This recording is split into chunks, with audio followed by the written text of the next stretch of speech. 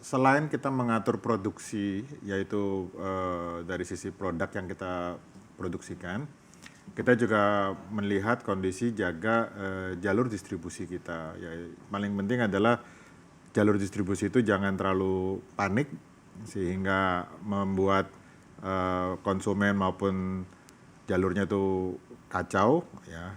Nah, kita juga akan mencoba terus menjaga supply ya di pasar itu.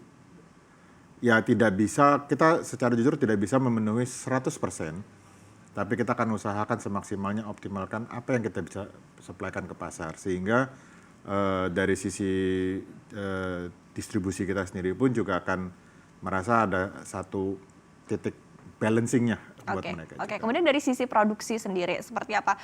Apakah memang di kuartal 1 2020 ini memang sudah terasa begitu ada penekanan untuk produksinya? Sebenarnya saat ini kita ya beberapa minggu terakhir ini kita lebih mengatur produk-produk yang apa sih yang kita perlukan. Jadi kalau memang produk itu tidak sangat diperlukan ya kita akan geser dulu ya sehingga tidak pengaruh secara besar baik dari sisi jam kerja maupun hasil produksi yang kita hasilkan.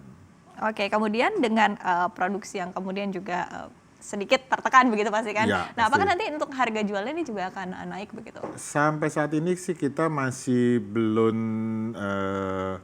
melihat ada kebutuhan itu, tapi balik lagi kita akan terus melihat kondisi pasar karena satu kesediaan barang itu buat kita paling penting. Kedua adalah juga harga barang yang kita import pun saat ini masih kita evaluasi apakah ada kenaikan yang sehingga kita harus menaikkan harga. Ya pasti yang terakhir ini yang terjadi dalam minggu ini yang agak parah ini adalah dolar. Ya dolar ini sampai kemana? Ya kita juga punya satu benchmark. Selama tidak melampaui benchmark kita, mungkin kita akan coba mempertahankan gitu. Oke, kemudian kita kembali lagi sedikit ke bahan baku begitu. Ya. Nah, apakah memang saat ini kan China masih utamanya. Kemudian tadi disebutkan bahwa sudah ke beberapa negara lain begitu untuk mencari barang-barang substitusinya. Ke negara-negara mana saja, Pak? Kalau untuk spare part sepeda itu memang selain China juga ada Taiwan yang merupakan produsen asal sepeda yang terbesar dan juga Vietnam, di mana yang sebenarnya banyak juga produsen China itu dan lain-lain juga sudah mengalihkan beberapa produksinya mereka ke ke Vietnam. Ya, tapi balik lagi orang bilang biarpun produksinya Vietnam, tapi kalau bahan bakunya dari China juga sama aja. Sama aja. Nah ini kan efeknya kan menyeluruh. Ya tinggal kita lihat bagaimana hubungan kita dengan supplier karena itu juga menjadi kunci.